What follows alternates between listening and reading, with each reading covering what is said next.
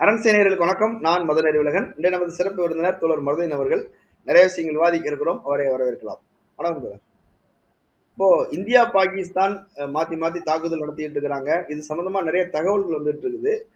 ஆனா நிறைய விஷயங்கள் எது உண்மை எது பொய் அப்படின்றது தெரியாம ஒரே குழப்பமா இருந்துட்டு இருக்கிற சூழலும் இருக்குது. இந்திய அரசு தரப்புல இருந்து சொல்றாங்க, பாகிஸ்தான்ல நிறைய வதந்திகளை பரப்புறாங்க, பொய்களை பரப்புறாங்க, அதெல்லாம் நம்பாதீங்க அப்படின்னு சொல்றாங்க. குறிப்பாக பாகிஸ்தான் 5 விமானங்களை சுட்டு வீழ்த்தியதாக சொல்றாங்க. அப்படி இப்ப பாகிஸ்தான் இந்தியாவுடைய விமானங்களை சுட்டு வீழ்த்தியதாக அவங்க சொல்றதும், இவங்க அதை மறுக்கிறதுமாக இருக்குது. இது எப்படி பார்க்கிறீங்க? இல்ல, ஒரு போர் நடைபெறும் போது எந்த தரப்பு சொல்வது உண்மை அப்படின்றத ஒருபோதும் நம்ம உடனே கண்டுபிடிக்க முடியாது. ரெண்டு தரப்புமே நாங்க ஜெயிச்சிட்டோம் தான் சொல்லுவாங்க. நம்ம தான் ஜெயிச்சுட்டு இருக்கிறோம் அப்படின்னு சொல்லுவாங்க. இப்ப இதை பொறுத்த வரைக்கும் இவங்க அங்க 100 தீவிரவாதிகளை கொண்டுட்டோன்றதான் இவங்க சொல்றாங்க இல்லையா? ஆமா, இவங்க போர் தொடுக்க போறோம், தீவிரவாதிகள் இலக்குகளை தாக்க போறோம் அப்படிங்கும் போது அதுக்கு 100 தீவிரவாதிகளும் அங்க உட்கார்ந்து இருந்திருக்காங்க இவங்க சொல்றபடி பார்த்தாங்க இல்ல. அதனால இப்போ நீங்க பழங்குடி மக்கள் மேல தாக்குதல் சொல்லிட்டு கொண்டா செத்தவங்க பூரா மாவோயிஸ்ட், பயங்கரவாதி, தீவிரவாதி. இங்கே போனாக்க எல்லாரும் பயங்கரவாதி அப்படி கணக்கு சொல்லிக்க வேண்டியதான். அங்க கொல்லப்பட்டவர்கள் குழந்தைகளும் இருக்கிறதா அவங்க சொல்றாங்க. இது ஒரு பக்கம் இருக்கட்டும்.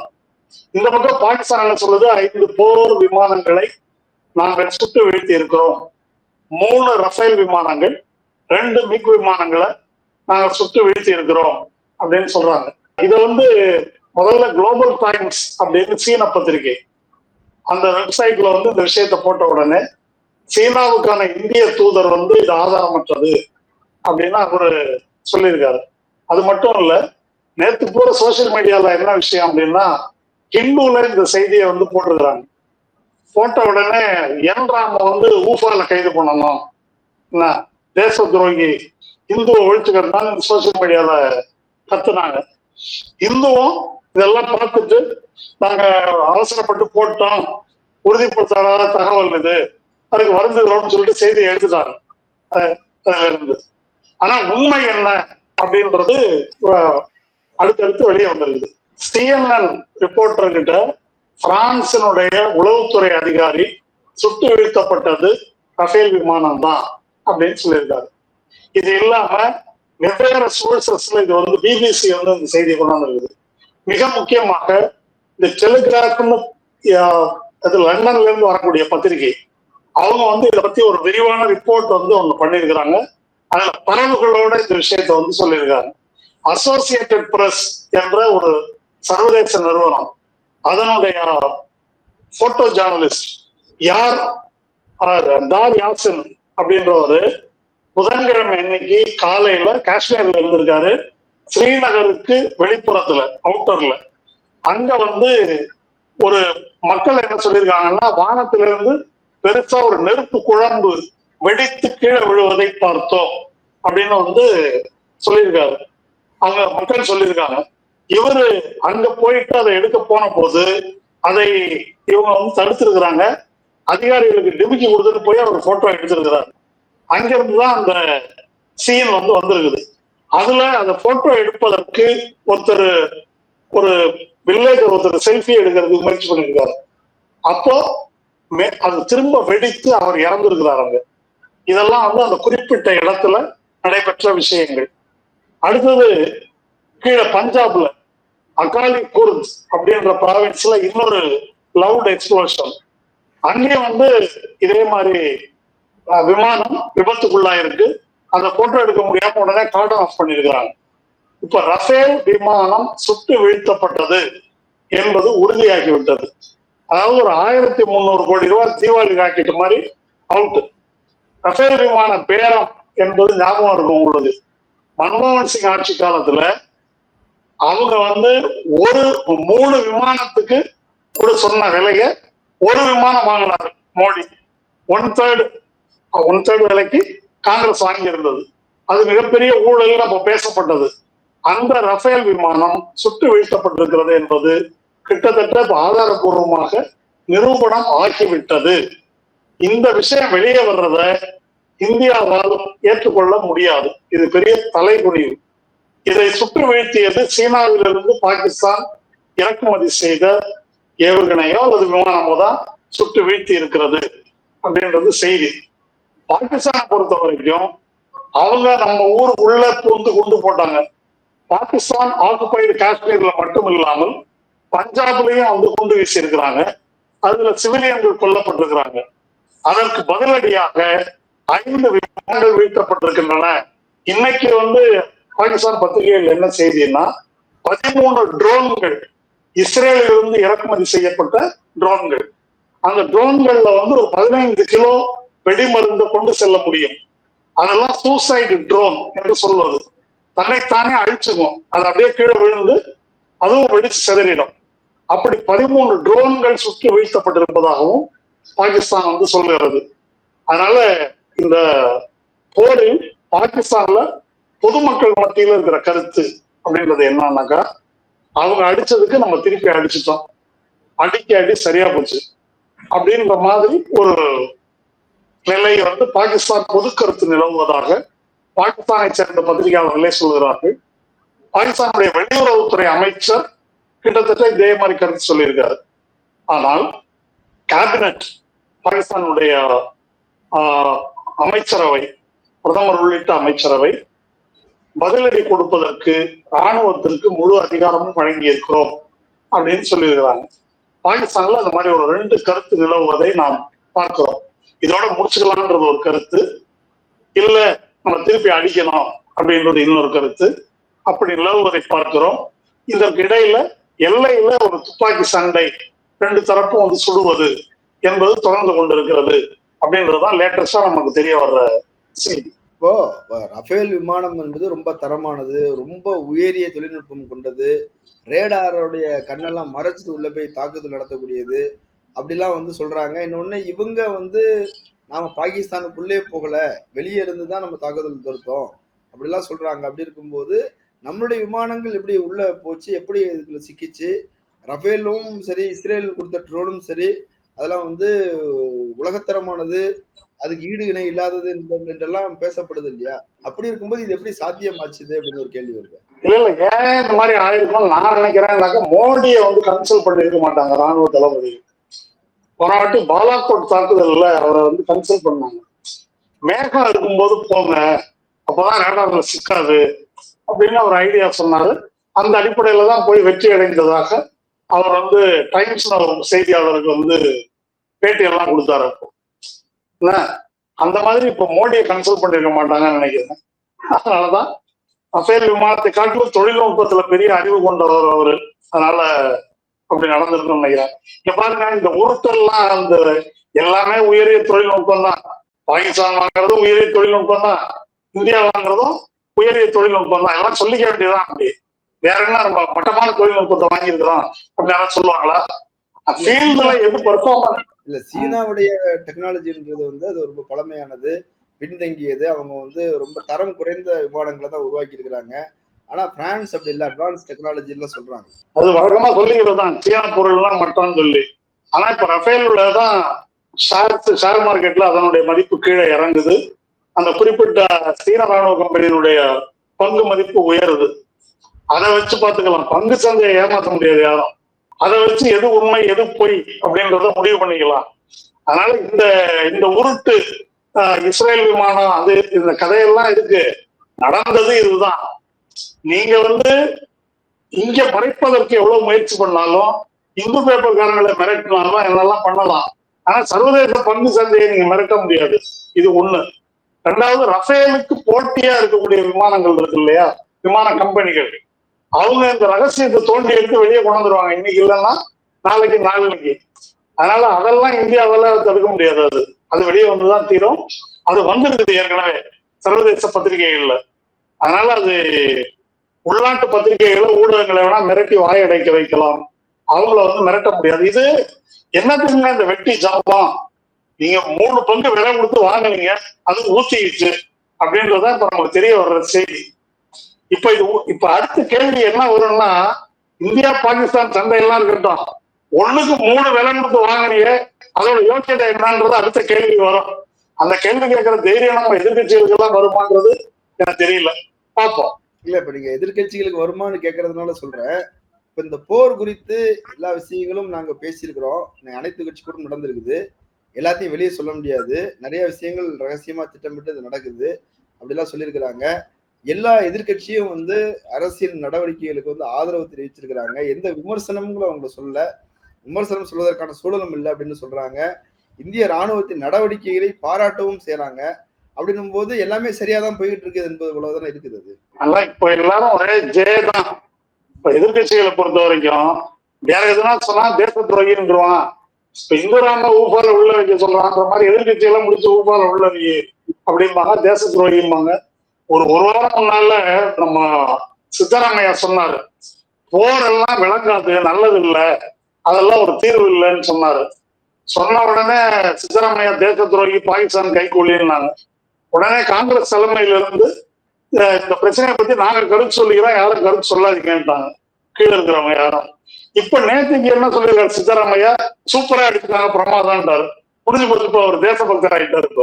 இப்போ பிரச்சனை என்ன அப்படின்னு சொன்னா, இந்த பஹல்காம்ல நடைபெற்ற அந்த பயங்கரவாத தாக்குதலை மோடி அரசால் ஏன் தடுக்க முடியவில்லை அப்படின்ற கேள்வியை முதல் கேட்டுட்டு இருந்தாங்க. இந்த போர் அறிவித்து குண்ட போட்ட உடனே அந்த சத்தத்துல பழைய விமர்சனம் மூழ்கடிக்கப்பட்டு விட்டது. அந்த நோக்கத்துக்காகத்தான் மோடி இதை செய்திருக்கிறார். இப்ப அந்த யாரு பயங்கரவாத தாக்குதல் நடத்தினாங்களோ அவங்களை இதுவரைக்கும் கண்டுபிடிக்க முடியல, இன்னும் தேடிட்டு இருக்கிறாங்க. நடந்த உடனே இதுக்கு பாகிஸ்தான் 200 கிலோமீட்டர் தூரத்துல எல்லை இருக்கு இல்லையா, அதை தாண்டி போய் அப்படி எல்லையை தாண்டி பாகிஸ்தானுக்குள்ள போயிட்டாங்க அப்படின்னு தானே சொல்றாங்க. யாரு சொல்றாங்க? போனதை பார்த்துட்டு இருந்தாங்களா இவங்க? 300 கிலோமீட்டர்ல இருந்து சொல்லுங்க. அப்படின்னா டெல்லியில இருந்து விமானத்துல வந்து ஸ்ரீலங்காவுக்கு போயிருக்கிறாங்க, கொழும்புக்கு போயிருக்கிறாங்கன்னு சொல்லி கொழும்புல எல்லாம் வந்து சோதனை நடந்தது. அப்படிலாம் பல வகையில முயற்சி பண்ணி பார்த்துட்டு தான் அவங்க தப்பிச்சிட்டாத உறுதியா சொல்றாங்க அப்படின்னு சொல்றாங்க. அவங்க தப்பிக்க விடுற அளவுக்குதான் அவங்க யோகியதை இருந்தது. 3 அடுக்கு பாதுகாப்பு காஷ்மீர்ல இருக்குது. எல்லையிலிருந்து உள்ளே நுழைய முடியாமல் ராணுவம் இருக்குது. நகரங்களில காஷ்மீர்ல உள்ள உள்பகுதிகள் எல்லாம் சிஆர்பிஎஃப் இருக்குது. மொத்தம் 3 லட்சம் பேர் இருக்கிறாங்க. அது இல்லாம உள்ளூர் போலீஸ் இருக்குது. இத்தனை பேருக்கும் கண்ணுல மண்ணை தூவிட்டு 300 கிலோமீட்டர் எல்லை பகுதி தாண்டி உள்ள பகல்காமுக்கு வந்திருக்கிறாங்க. வந்து அடிச்சு முடிச்சு 1/2 மணி நேரத்துல உங்களுக்கு செய்தி தெரியும். அதுக்கப்புறம் தப்பிச்சு இலங்கைக்கு போய் வெளிநாடு போயிட்டாங்க அப்படின்னு சொன்னாக்கா இந்த கதையெல்லாம் வந்து நம்ப முடியுதா? இதுல இருந்து நாம் தெரிந்து கொள்வது என்னன்னா, அவ்வளவு இன்னபிஷியண்டா, திறமையற்றவர்களா, லாயக்கற்றவர்களா இந்திய பாதுகாப்பு படை இருக்கு அப்படி இப்போ ராணுவத்தை நினைத்து பெருமைப்படுகிறோம் எல்லாரும் அறிக்கை விடுறாங்க. இப்படி தப்பிக்க விட்டுருக்காங்க, அதை நினைச்சு என்ன பண்றீங்க? அப்போ இதெல்லாம் உண்மைன்னு நாங்க நம்பணுமா? முதல்ல நடைபெற்ற சர்வ கட்சி கூட்டத்தில் அமித்ஷா பொய் சொல்லி இருக்கிறார். என்ன பொய் சொன்னாரு? பகல்காம்ல வந்து அந்த இடத்துக்கு போலீஸ் பர்மிஷன் இல்லாம போயிட்டாங்க. எவ்வளவு பேர்? 2 பேரா, 4 பேரா, 10 பேரா? 1000 பேர் போலீஸ் பர்மிஷன் இல்லாம போயிட்டாங்களாம். இந்த சென்னை நகரத்துல யாராவது பர்மிஷன் இல்லாம 1000 பேர் போக முடியுமா? திடீர்னு 1000 பேர் கூட்டிட்டாங்க, எங்களுக்கு தெரியாம போச்சுன்னு கமிஷனர் சொன்னா என்ன சொல்லுவாங்க? ஒரே ஒரு ஆள் அண்ணா யூனிவர்சிட்டி உள்ள போனா அதுக்கு எவ்வளவு கேள்வி கேட்டாங்க. அதுக்கு 1000 பேர் அங்க போயிட்டாங்க, போலீஸ் பர்மிஷன் வாங்கல அப்படின்னு ஒரு பொய் சொன்னார் அமித்ஷா. அது பொய் என்பது அம்பலமானது. யார் அம்பலப்படுத்தினாங்க? அதானிக்கு சொந்தமான என்டிடிவி தான் அம்பலப்படுத்தியது. என்டிடிவியில் என்ன சொன்னாங்க? சம்பவ தினத்திற்கு 1 வாரம் முன்னால் சம்பவத்தில் ஈடுபட்ட அந்த 3 அல்லது 4 பயங்கரவாதிகள் அங்க வந்து ரெகானைசன்ஸ் அந்த இடத்துல ஒத்திகை பார்த்தார்கள் ஆயுதம் இல்லாம அப்படின்னு சொல்லி என்டிடிவியில செய்தி. அதுக்கப்புறம் ஃப்ரண்ட் லைன்ல என்ன செய்தி?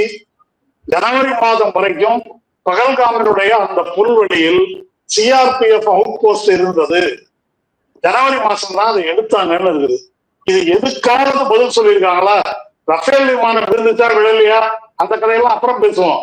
இந்த என்டிடிவிலேயே ஃப்ரண்ட் லைன்லயும் சொல்லியிருக்கிறாங்களே, இது பொய்ன்னு சொல்றாரு அமித்ஷா. இங்க தமிழ்நாட்டுல 1000 பேர் கூடுற இடத்துல ஒரு போலீஸ் கூட இல்லை அப்படின்னு தமிழக அரசு சொன்னாங்க. யாராவது சும்மா விடுவாங்களா? அதை காஷ்மீர் அப்படிப்பட்ட ஒரு பகுதி. டெரரிசம் முடிஞ்சிருச்சு, டூரிசம் தொடங்கி விட்டது, வாங்க வாங்க வாங்கன்னு கூவி எல்லாரையும் கூப்பிட்டு 26 பேர் பலி கொடுத்துட்டாங்க. பலி கொடுத்துட்டு இது மாதிரி பொய்யான காரணங்களை ஒரு அனைத்து கட்சி கூட்டத்தில் உள்துறை அமைச்சர் சொல்லுகிறார். அது பொய் என்பது அம்பலமாகிறது. அதுக்கு பிறகு அதுக்கு விளக்கம் இல்லை.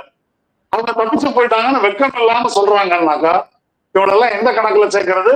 இவங்க போர் நடத்தி நாங்க பயங்கரவாதிகளை அந்த பக்கம் இருக்கிறவங்களை போய் அழிக்கிறோம்ன்றாங்க. கண்ணுக்கு முன்னால தப்பிச்சு போனவனை பிடிக்க முடியலையா? இவங்க இங்க இருந்து ஏவுகணையை விட்டு மசூதியில வந்து படுத்திருந்தாங்க. இவங்க விடுவாங்க நம்ம சாரலான்ட்டு வந்து படுத்திருந்தாங்க. அவங்க வந்து இவங்க கொண்டுட்டதா சொல்லுவோம். இப்ப அவங்க சொல்றது என்னன்னா, எங்களுக்கு வந்து உளவுத்துறை தகவல் கிடைச்சது, நாங்க வந்து எல்லாத்தையும் கண்காணிச்சுக்கிட்டு இருந்தோம், இன்டெலிஜென்ஸ் ரிப்போர்ட் இருந்தது, இங்க வந்து நமக்கு வந்து இன்ஃபார்மர்ஸ் இருந்தாங்க, இவ்வளவு விஷயங்களும் நாங்க சேகரிச்சு முன்கூட்டியே கண்காணிச்சு தான் இருந்தோம். அது தேவைப்படும் போது நாங்க அந்த தாக்குதலை வந்து நடத்தியிருக்கிறோம். அங்க மசூதிகள் எல்லாம் வந்து அவங்க வந்து பயிற்சி எடுக்கிற இடம் தான் அப்படின்ற மாதிரி தான் சொல்றாங்க. கரெக்ட். இவங்க சொல்றபடியே எடுத்துக்கோங்க.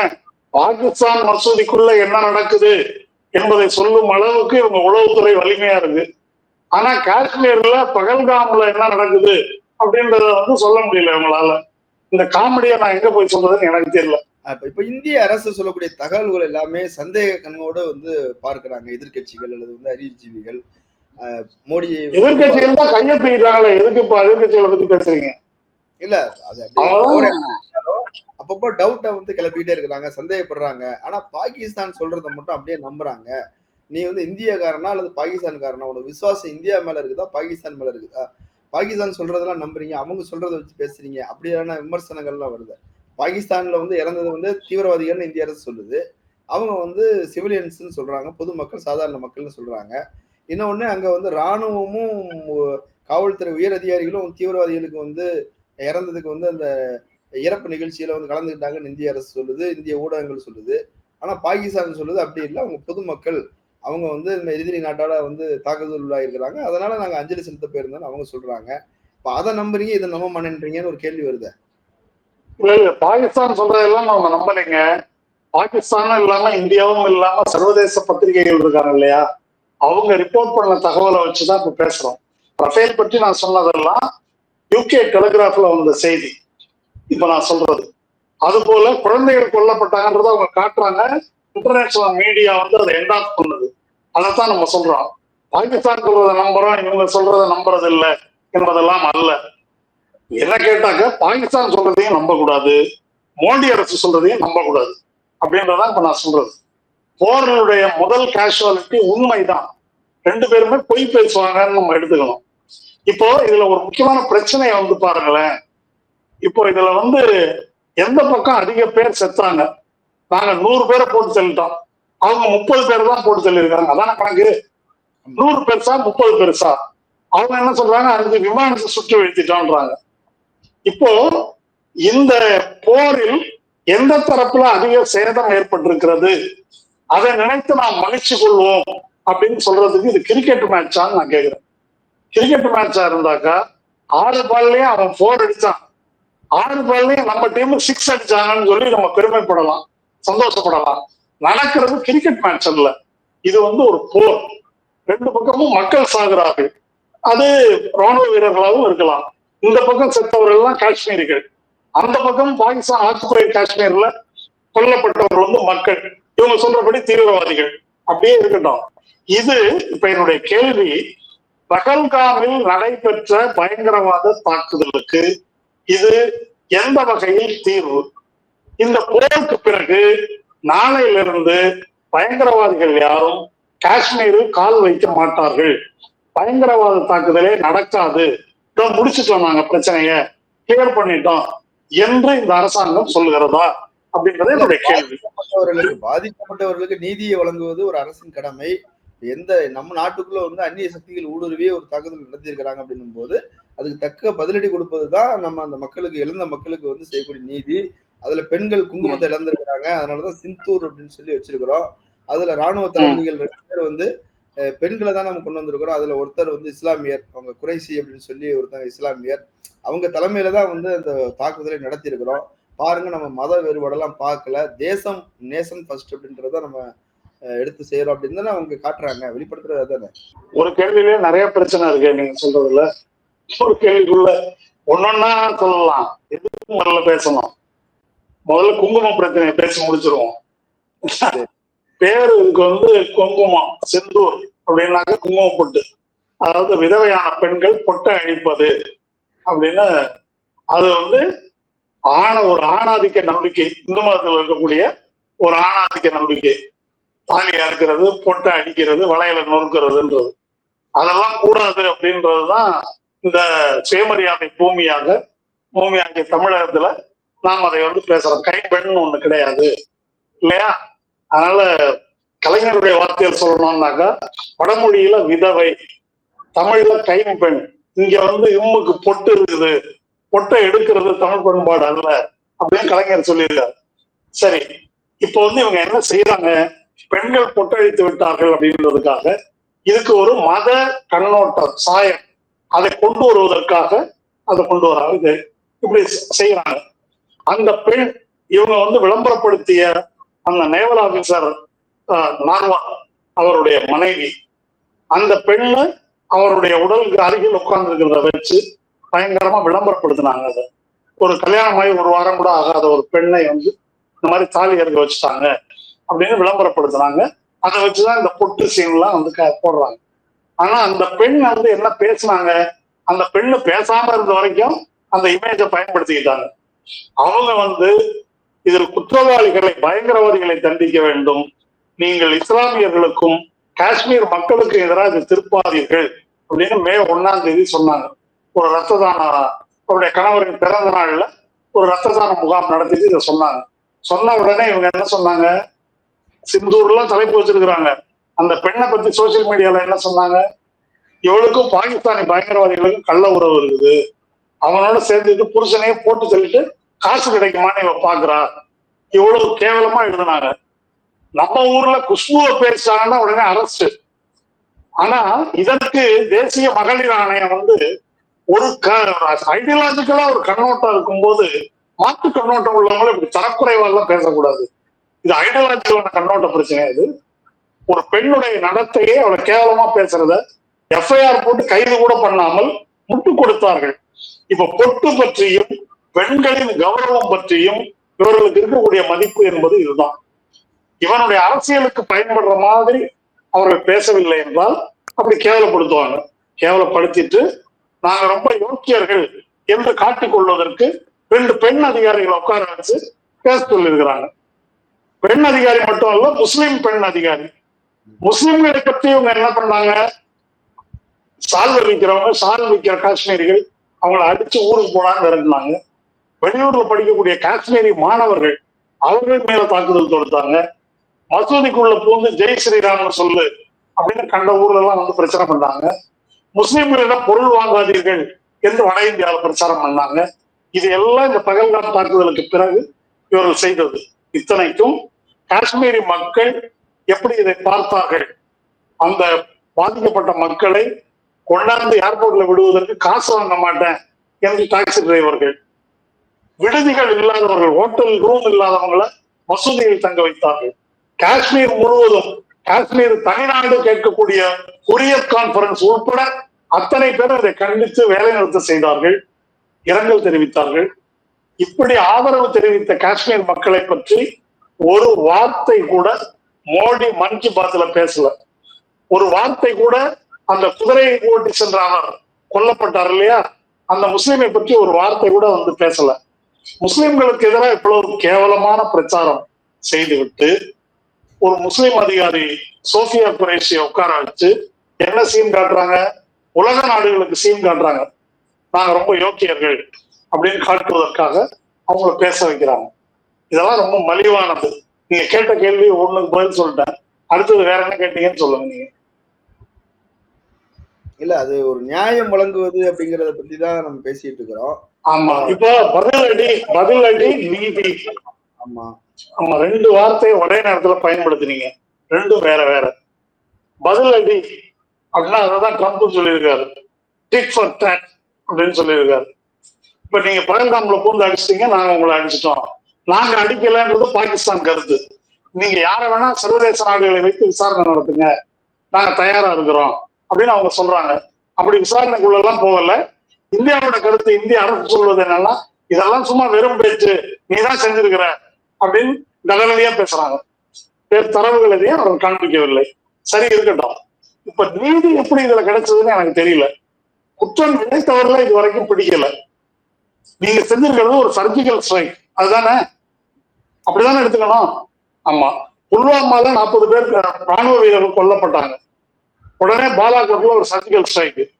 அது பைன் மரத்தை தான் தாக்கியது அப்படின்னு இன்டர்நேஷனல் மீடியாவை வச்சு காட்டினாங்க அவங்க. இல்ல இல்ல, மேகத்துக்குள்ள போய் நாங்க அடிச்சு காலி பண்ணிட்டோம் அப்படின்னு இவங்க சொல்லிட்டு இருந்தாங்க. இப்போ நான் என்ன கேட்கிறேன், அந்த 40 உயிரிழந்த ஜவான்களுக்கு பாலாகோட்ல நீதி வழங்கப்பட்டு விட்டது, அப்படிதானே? அதுக்கு முன்னால ஊரி தாக்குதல்ல நீதி வழங்கப்பட்டு விட்டது. ஆனால் அந்த 40 பேர் உயிரிழந்தவர்கள் ஏன் உயிரிழந்தார்கள்? சத்யபால் மாலிக் சொல்றாரு, விமானம் கொடுக்காதனாலதான் அவங்க செத்தாங்க, 2500 பேரை ரோடு வழியா கூட்டிட்டு வந்தீங்க, அதுதான் காரணம் என்று அவர் சொன்னாரு. அவரை வாய மூடுன்னு சொன்னாரு மோடி. அந்த விஷயத்துக்கு என்ன பதில் சொன்னார்கள்? ஃப்ரண்ட்லைன் இதழ்ல 11 உளவுத்துறை எச்சரிக்கைகள் வந்தது. ஸ்ரீநகர் ஹைவேல தாக்குதல் நடக்க போகுது, இந்த புல்வாமால தான் நடக்க போகுது என்று குறிப்பான உளவு தகவல் இருந்தும் அவர்கள் ரோடு வழியா கொண்டு வரப்பட்டார்கள், பலிகடா ஆக்கப்பட்டார்கள் என்ற அளவுக்கு செய்தி வந்தது. அந்த உளவுத்துறை தோல்வியை பற்றி, அதற்கு யார் பொறுப்பு என்பதை பற்றி என்ன பேசியிருக்கிறார்கள்? அதுல என்ன நீதி வழங்கப்பட்டது? அதுக்கு பொறுப்பான அதிகாரிகள் தண்டிக்கப்பட்டார்களா? இங்க பகல்காம்ல இந்த மாதிரி டூரிஸ்டுகளை வா வா வான்னு கூப்பிட்டு இப்படி காலம் கொடுத்திருக்கிறீர்களே, இதற்கு யார் பொறுப்பு?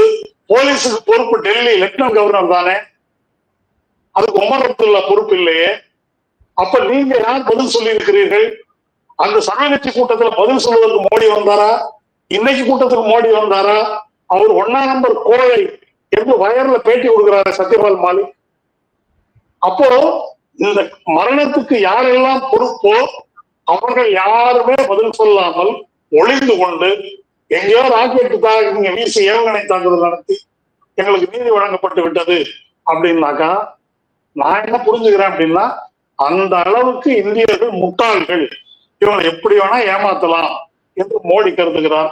அந்த அளவுக்கு இந்த எதிர்கட்சிகள் கோழைகள், இவர்களை பயமுறுத்தி எதிர்த்து பேசினா தேச துரோகின்னு சொல்லலாம், பயந்துருவாங்க அப்படின்னு மோடி நல்லா கண்டுகிட்டு இருக்காரு. அப்படி பேசுறாங்க. நீங்க ராணுவ தாக்குதல் நடத்துற சரிங்க, 100 பேர் தீவிரவாதி கொல்லப்பட்டதாக நான் வச்சுக்கிறேன். கேள்வி என்ன? எதற்காக இந்த போர் நடக்கிறது? இந்த போரின் நோக்கம் என்ன? இந்த போரின் நோக்கம் பயங்கரவாதத்தை இதோடு முடிவு கொண்டு வருவது என்றால், இதற்கு முன்னால ஊரி தாக்குதல், புல்வாமா தாக்குதல், இப்ப 3வது பகல்காம் தாக்குதல் நடந்திருக்கு. இது எப்படி முடிய போகுது? இதற்கான ரூட் காஸ் என்ன? எப்படி முடிவுக்கு கொண்டு வருவீர்கள்? இதற்கு ஏதாவது பதில் இருக்கிறதா என்பதா என்னுடைய கேள்வி. ஓகே, ஆனா இன்னைக்கு அனைத்து கட்சி கூட்டத்துல ஆபரேஷன் சிந்தூர் தொடரும் அப்படின்னு சொல்லியிருக்கிறாங்க. அவர் டிஆர் பாலு பத்திரிகையாளர் சந்திப்பு நடத்தியிருக்கிறார். அவர் அந்த கூட்டத்தில் கலந்துகிட்டது குறித்து பேசியிருக்கிறார்.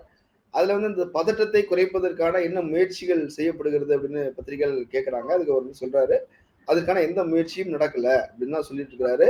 போர் தான் நடந்துகிட்டு இருக்குது. 2 பக்கமும் களத்துல ஜவான்கள், அந்த பக்கம் ஜவான்கள் இருக்கிறார், இந்த பக்கம் ஜவான்கள் இருக்கிறாங்க. போர் தான் நடந்துகிட்டு இருக்குது அப்படின்றத அவங்க சொல்றாங்க. இவர் இந்த பக்கம் மத்திய அமைச்சர் கிரண் ரிஜிஜு அவர் ஆபரேஷன் சிந்தூர் தொடரும் அப்படின்னு தான் அந்த அனைத்து கட்சி கூட்டம் முடிந்ததுக்கு பிறகு அவங்க சொன்னது. இப்போ ஏற்கனவே பார்த்தோம், பதிலடி கொடுத்தாச்சு, நீதி கிடைச்சாச்சு, முடிஞ்சது. இதுக்கு மேல பாகிஸ்தான் ஏதாவது தொந்தரவு செஞ்சோன்னா நாங்க பதிலடி கொடுப்போம் அப்படின்னு பேசிக்கிட்டு இருந்தாங்க. அதை பார்த்தோம். ஆனா இப்போ போர் தொடரும்னு சொல்வதற்கான காரணம் என்ன? இல்ல, இது எதிர்கட்சிகள் தான் கேட்கணும். ஏன்பா நீதி கிடைத்து விட்டது, முடிஞ்சிருச்சுன்றீங்க. முடிஞ்சிருச்சுன்னா அப்புறம் எதுக்கு தொடருது போர்ன்றதை அவங்கள கேட்கணும். சர்வகட்சி கூட்டத்துல அவங்க கேட்டிருக்க வேண்டிய கேள்வி இது. இப்ப இதுக்கு என்ன பொருள்? இதான் இப்ப கேள்வி. இதுக்கு என்ன பொருள்? அதாவது ஆங்கிலத்துல one feeds into the other அப்படின்னு, ஒன்று இன்னொன்றை தூண்டுவது அப்படின்னு. அங்க நடக்கிறது ஒரு பொம்மை ஆட்சி. பாகிஸ்தான்ல பொம்மை ஆட்சின்னாக்கா ராணுவம் தான் ஆக்சுவலா ரூல் பண்ணுது. ஆசிம் முனீர் என்பவர் தான் ராணுவ ஜெனரல். அந்த ராணுவ ஆட்சி நடப்பது பாகிஸ்தான் மக்கள் மத்தியில கடுமையான அதிருப்தியை ஏற்படுத்தி இருக்கிறது, வெறுப்பை ஏற்படுத்தி இருக்கிறது. இப்போ அவங்களுக்கு மக்கள் செல்வாக்கு பெறணும் அப்படின்றதுக்கு மோடி உதவி செய்கிறார். அந்த ராணுவ தளபதி செல்வாக்கு பெறுவதற்கு மோடி உதவி செய்கிறார். எப்படி உதவி செய்யறாரு? ஜீலம் நதியில தண்ணி நிறுத்துறேன், ஏவுகணை தாக்குதல் நடத்தி உடனே இப்ப பாகிஸ்தான் எல்லாரும் ஒன்னா இருக்கிறாங்க இல்லையா? இப்ப காவேரியில தண்ணி கிடையாது, அப்படின்னு சொன்னா தமிழ்நாடு என்ன தப்பு பண்ணியிருந்தாலும் நாளையில இருந்து காவிரியில தண்ணி கிடையாது அப்படின்னு சொன்னா தமிழ்நாட்டு மக்கள் ஒன்றாவார்களா இல்லையா? திமுக பிடிச்சாலும் பிடிக்கலனாலும் நடக்குமா இல்லையா? ஆமா. பாகிஸ்தானுக்கு தண்ணி தரக்கூடிய அந்த நதிகளை இவங்க நிறுத்த முடியுமா முடியாதான்றது இருக்கட்டும். இப்போதைக்கு ஜீலத்துல வந்து தண்ணி நிப்பாட்டி இருக்கிறாங்க, அங்க அதனால பாதிப்பு ஏற்பட்டிருக்குது. அப்போ ராணுவத்துக்கு ஆதரவாக ஏற்கனவே எதிராக இருந்த மக்களை ஆசிம் முனிருக்கு ஆதரவா திருப்பி இருக்கிறாங்க. இது ஒண்ணு. பகல்காம்ல தாக்குதல் நடத்திய அந்த பயங்கரவாதிகள், அவன் பாகிஸ்தான் சொல்லி வந்திருந்தாலும் சரி சொல்லாம வந்திருந்தாலும் சரி, அவங்க என்ன செஞ்சிருக்கிறாங்க? மோடி அரசுக்கு ஒரு மாபெரும் உதவியை செய்திருக்கிறார். மோடி அரசனுடைய தோல்விகளில் இருந்து அதை காப்பாற்றுவதற்கு அடுத்து வர தேர்தல்கள்ல அவங்க வந்து தேசபக்தியை வச்சே கரையேறதுக்கு அதுக்கு வந்து உதவி பண்ணியிருக்கிறாங்க. இப்ப புல்வாமால தாக்குதல் நடந்தது இல்லையா, அது 2019 தேர்தலுக்கு வந்து யூஸ் ஆச்சு மோடிக்கு. அதுக்கு முன்னால குஜராத்ல ஒரு பெரிய நீண்ட வரலாறு இருக்குது. குஜராத்ல கோத்ரா சம்பவம் நடைபெற்றது. 4 நாள் முன்னால கோத்ரா பற்றி ஒரு தீர்ப்பு வந்திருக்குது. அந்த கோத்ரா ரயில் பெட்டியில வர வேண்டிய ஆர்பிஎஃப் அந்த பொட்டியில வராம இறங்கி வேற ட்ரெயின்ல வந்திருக்கிறாங்க. அதுக்காக ஒழுங்கு நடவடிக்கை எடுத்து அவங்களை வேலை நீக்கம் செஞ்சிருக்கிறாங்க. அந்த கேஸ் வந்து ஹைகோர்ட்ல விசாரணைக்கு வந்திருக்குது. எங்களை வேலை நீக்கம் செஞ்சது தப்புன்னு. அப்ப நீதிபதி என்ன சொல்லியிருக்காரு தெரியுமா? உங்களை வேலை நீக்கம் செஞ்சது கரெக்ட், யோக்கியமா நீங்க அதுல வந்திருந்தாக்க அந்த விபத்தையே தடுத்திருக்கலாம், இவ்வளவு பெரிய பிரச்சனையே நடந்திருக்காது. இப்ப அதுல ஒரு சந்தேகம் வருது, அவன் எப்படி வேற வண்டியில மாறி வந்தாங்க, அதுக்குள்ள ஏதாவது உள்கூத்து இருக்கான்னு சந்தேகம் வருது. அது பத்தாதுன்னு மோடி என்ன செஞ்சாரு? இந்த குஜராத் இனப்படுகொலை எல்லாம் முடிந்த பிறகு அக்ஷர்தான்ன்ற கோயில்ல பாகிஸ்தான் லஷ்கர் இ தொய்பா தீவிரவாதிகள் வந்து தாக்குனாங்க அப்படின்னு அங்க சில பேரை சுட்டு கொண்டாங்க.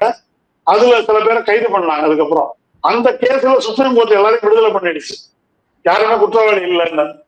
ஆனா பாகிஸ்தான் ஆதரவு பயங்கரவாதி அப்படின்னு சொல்லி தேர்தலையும் ஜெயிச்சிட்டாரு மோடி. இப்ப என்ன செய்யலாம்? பழச கேன்சல் பண்ண முடியுமா பின்னால டைம் மிஷின்ல போய்? அப்போ இதனால நான் கேட்பது என்னவென்றால், நீங்க புல்வாமால எப்படி இது நடந்துச்சு, அவ்வளவு அப்படிப்பட்ட ஒரு பாதுகாக்கப்பட்ட காஷ்மீருக்குள்ள அவ்வளவு கிலோ ஆர்டிஎக்ஸ் எப்படி கொண்டாந்தாங்க, இது எதுக்கும் விளக்கம் இல்லை, அது அப்படியே முடிஞ்சு போச்சு. இப்போ பகல்காமல ஆளே கிடைக்கல, வெளிநாடு போயிட்டான்னு கதை சொல்றாங்கன்றீங்க. அதை சொல்லிட்டு இந்த பக்கம் நான் குண்டை போட்டு பயங்கரவாதிகளை ஒழிச்சுட்டேன், இது அவன் முடிஞ்சிருச்சு, நீதி கிடைத்து விட்டது அப்படின்னு நேற்றைக்கு சொல்றாங்க. இன்னைக்கு போர் தொடருன்றாங்க. இதெல்லாம் என்ன கேலி கூத்து என்பதை எதிர்கட்சிகள் கேட்க வேண்டும். அவங்க பேசாம கோழைத்தனமாக இருந்தால் இதுக்கு ஒரு முடிவே கிடையாது. பிரவீன் சுவாமி அப்படின்னு ஒரு நம்ம இந்திய பத்திரிகையாளர் தான், அவர் ஒரு ட்வீட் போட்டிருக்காரு. இப்ப நான் பார்த்தேன், இந்த டெல்லியில, யூபியில, பீகார்ல, எல்லா இடத்துலயும், கல்கத்தாவில் எல்லா இடத்துலயும் வந்து மார்க் ட்ரில் நடத்துறாங்க இல்லையா? எல்லா இடத்துலயும். ஆமா, டெல்லியில 500 பள்ளிக்கூடத்துல மார்க் ட்ரில். எல்லாம் கீழே பிள்ளைங்க எல்லாம் படுத்துக்கிட்டு காதுல வந்து கையை அப்படி வச்சுட்டு இருக்காங்க. அந்த போட்டோவை போட்டு அவர் என்ன எழுதியிருக்காரு, குண்டு வெடிப்புல இருந்து தாக்குதல இருந்து தப்பிக்கணும் பங்கருக்குள்ள போனோம், உலகத்துல எங்கேயும் குண்டு வெடிப்புல இருந்து தப்பிக்கிறதுக்கு காது பொத்திக்கிறது நான் பார்க்கல, என்ன தீபாவளி வெடியா வெடிக்கிறாங்க, என்னடா காமெடி பண்றீங்கன்னு போட்டிருக்காரு.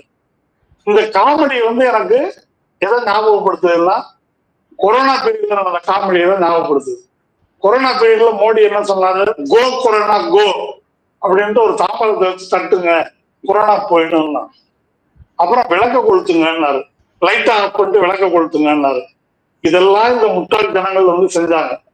இப்போ எல்லாரையும் போர்ல பங்கேற்க வைக்கிறாரு. போர் என்ன நடக்குது? அதிகபட்சம் போனா ராஜஸ்தான், பஞ்சாப், காஷ்மீர் இந்த பார்டர்ல தான், இல்ல குஜராத் கொஞ்சம், இந்த பார்டர்ல தான் போர் நடந்திருக்குது. யூபியிலையும் பீகார்லயும் இருக்கிற பிள்ளைங்களை காதை பொத்திட்டு படு அப்படின்னா என்ன காமெடி நடக்குதுன்னு தெரியல. இப்படி ஒரு கேலி கூத்து அரங்கேறுகிறது. இதை கேட்கின்ற தைரியம் நமக்கு இல்லை என்று சொன்னால் நம்மளை என்ன முட்டாளாக்குவதற்கு இந்த அரசு தயங்காது. இந்த மோடி அரசு சொல்லி நம்ம தேசபக்தன் அப்படின்லாம் நம்ம கண்டுபிடிக்க வேண்டியதில்லை. நாட்டுப்பற்று என்பது நமக்கு இருக்குது. இந்த நாட்டு மக்களுக்கு நாட்டுப்பற்று இருக்கா இல்லையா என்று சொல்லக்கூடிய தகுதி பாரதிய ஜனதாவுக்கு நிச்சயமா இல்லை.